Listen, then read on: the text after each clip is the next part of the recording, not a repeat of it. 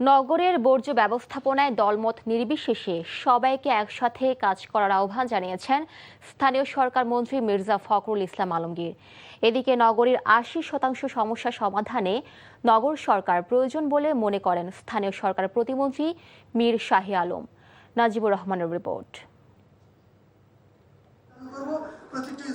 নগরের বর্জ্য ব্যবস্থাপনা নিয়ে গুলশান নগর ভবনে আয়োজিত সেমিনারে যোগ দেন সরকারের গুরুত্বপূর্ণ ব্যক্তি ও নগরীর উন্নয়ন সংস্থার কর্তারা। এ সময় বসবাসযোগ্য শহর গড়ে তুলতে নগরবাসীর কাছে সময় চেয়েছেন স্থানীয় সরকার প্রতিমন্ত্রী মীর শাহী আলম।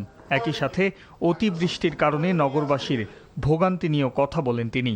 অতিরিক্ত যদি বৃষ্টিপাত হয়, এই যে বিভিন্ন ময়লা আবর্জনার মাধ্যমে যে পানি নিষ্কাশনের পয়েন্টগুলি যখন বন্ধ হয়ে যায়, তখন কিছু কিছু মোড় এলাকায় অতিরিক্ত পানি হয়ে যায়, যেটা ভিডিও করে অনেকে ছাড়ে এবং আমরা এতে বিব্রত হই।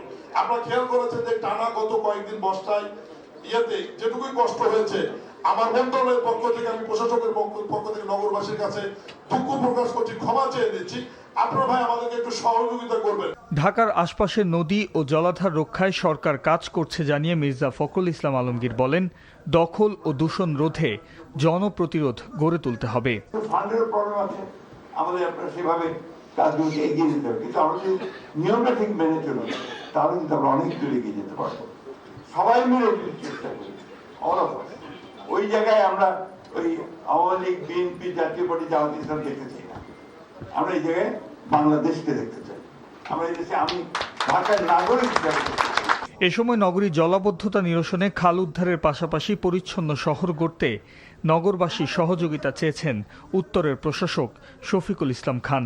অপরিকল্পিত এই নগরীকে পরিকল্পনা মাফিক কাজ করতে হলে আমাদেরকে একটু সময় নিতেই হবে। Najibur Rahman, NTV news, Dhaka.